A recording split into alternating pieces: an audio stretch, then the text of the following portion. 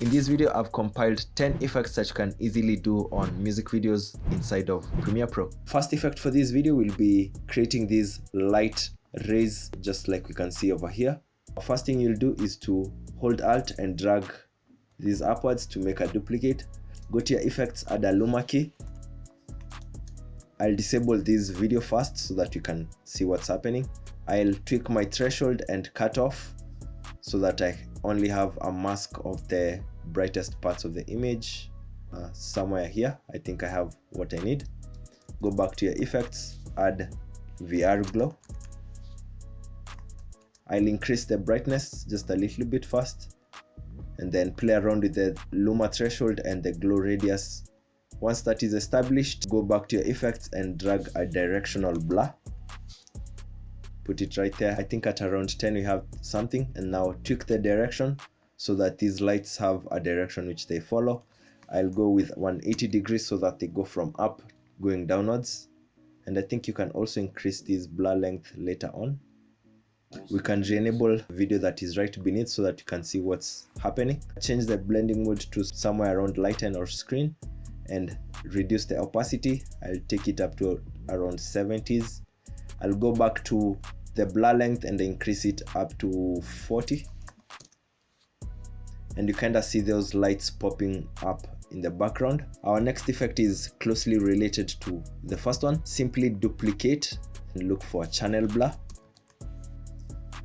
This one will target specific color channels. In this case, I can see more reds on this clip, around 150. To see what's happening, change the blending mode to lighten, and you can also adjust the opacity. You can go back to your effects and add a VR glow. Put it on the duplicate. Adjust the brightness and glow radius depending on what works best for your clip. On the luma threshold, decrease this value to get something more subtle and soft. I will go to my opacity and kind of tone it down to around 75. To get something more profound on this one, I will double up the red blurriness to around 300, and we get something really soft on the image. Our next effect will be more of an RGB separation. Right on this clip, go to your effects and look for an RGB separate. You'll need Red Giant Universe plugin for this, so drag it on top of your clip, and this will essentially split the color channels. You can either increase the value and you'll see the color channels separating, or you can also decrease to take it to the other side. So I'll settle at around -910, and then for the angle, I think I'd like it best at around 30. And as for the distortion, a little bit of distortion around 10 works best. Real quick before you go on, don't forget to check out my website at dannyjames.co. I have preset packs and LUTs that should level up your visuals and save you more time during editing. Let's get back to it. Effect number 4, add a title somewhere around here. I'll type in glow since that's the artist. I'll go with a black monster art, make the size really big, and I will pick a red color. And this is a very basic title card. We can add some more text, maybe directed by. Right on the second clip that follows this, we can add a track matte. Put a track matte on it, then matte the layer which has the text, so the title will come off like this and then come in like this. So I'll even cut the directed by so that it appears underneath the track matte, and then you can even transition with this to the next scene. Probably drag it more, so the clip will start off this way, go into a title which also goes into a track matte, which also transitions into another scene, and then we can go on from there. For effect number 5, we'll combine using an overlay and a small little trick to create a cool transition. So I've been plugging this channel, Think Make Push. He has really cool overlays that you can use and overlay on music videos. You can also get his paid versions on his websites. I will also link the one that I'm specifically using here for this. Grab an in and out, place it on the transition. I'll scroll through until I see where the overlay comes in, and then I'll make a cut, and then I'll scroll through again until I see another overlay coming in and make another cut. Move these ones here and here. Change the blending mode for both of these to screen, so that it's somewhere around here. Create an adjustment layer, put it on top of this, then go to your effects and add an invert. So you can use whichever invert that works best for you. In this case, I think I'll just go with the RGB. Now the trick here is to cut this adjustment layer into 2 frames each. Count 2 frames, then make a cut, 2 frames till the end. Then go back deleting alternating frames from this adjustment layer. Now we have something that goes on like this. You won't necessarily need to use one channel for this transition, so you can go to a different one and change it maybe to red. Alright, and maybe go to another one, change it to something else, and you can get so many different variations from this that easily. Next, I'll show you how to customize a theme for a specific scene within your videos. I want to recreate this color pattern, and this clip was shot at the same time and place as this one, and this one. Go to your effects and add VR color gradient. Drop it on top of your clip. Go to the effect controls, change the points number to about 2 points. Then we go to the points. On color hunt, I'll type gold, get some palettes related to this. So I'll open like 2 of these and I'll copy this one, paste it here, copy this yellow-ish over here, and then paste it on this other one.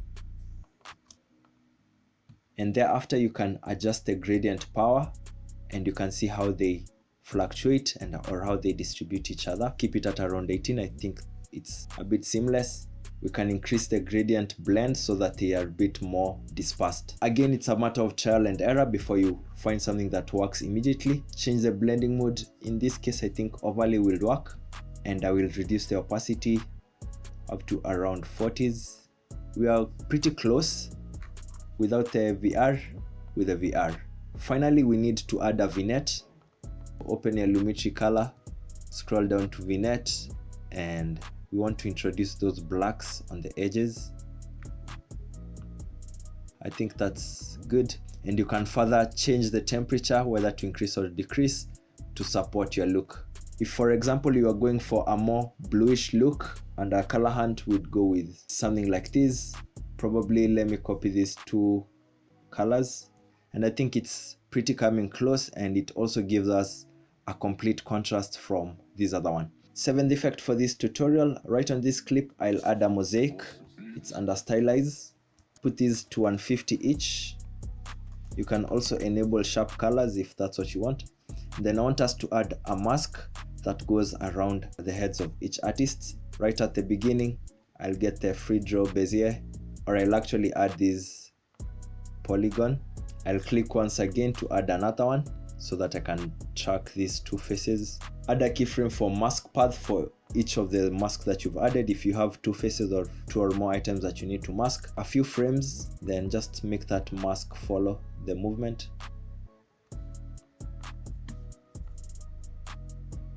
You can see what you've gotten from these. Their faces are kind of blurred, especially if you're working with artists in the hood or in the trenches. They usually like these kind of effects. Next, I'll show you how to do a split screen effect, but with a twist. I've seen this being used more often by editors. We have this split screen, but the hand of the artist over here just kind of pops up on the next side.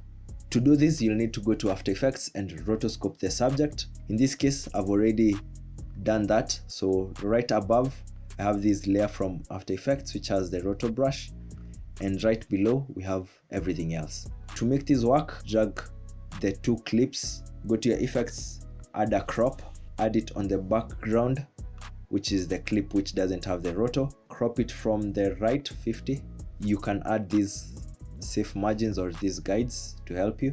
At 50 it will be right perfectly in the middle. I think this is a bit straightforward. One more thing that you can do is that you can nest these, okay? Then add a keyframe for position, drag that, and then you can have these kind of move from the left hand side. That way it moves in just like this.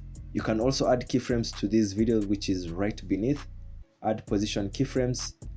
As this one moves in, you can also move this other image to your right. and you can also space them out so that it now comes in like this. Effect number 9, simply duplicate your clip holding Alt going up, then kind of trim it something like this. You can increase the scale. You can also add a directional blur, increase the blur length, change the direction, and if I scroll through, it will just come for a split second. Make sure it's about 2 frames long max. You can extend this so that it can appear somewhere else by doing this and then just coming with your razor to trim off. Make sure they are 2 frames max. You should be able to add a bit of energy using this simple trick. Alternatively, you can add an echo effect on these ones, to that one and this other one. It can also have the blur with it, or you can disable the blur. Yeah, I'll disable these two so that you can do the last effect for this tutorial. Make sure you have a clear view of an artist's chain. It could be anything, not necessarily a chain. Make a duplicate and then add a frame hold. Delete what comes before there.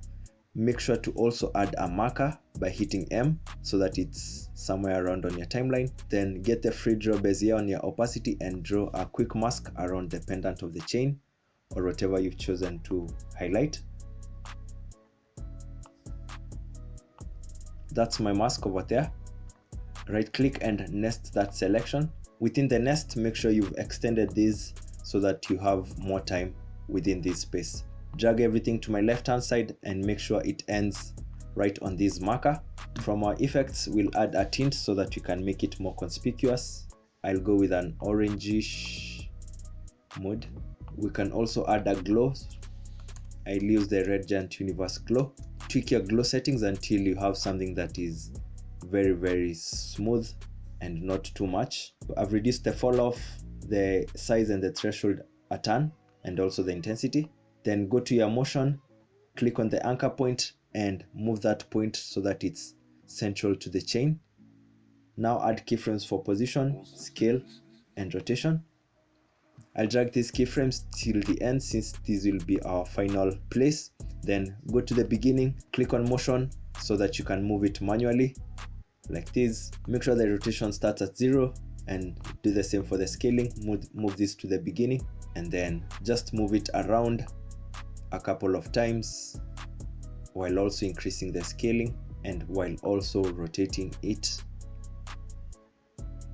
And just like that, we've created a little bit of movement on the chain. You can always go back to your tint and get a different color.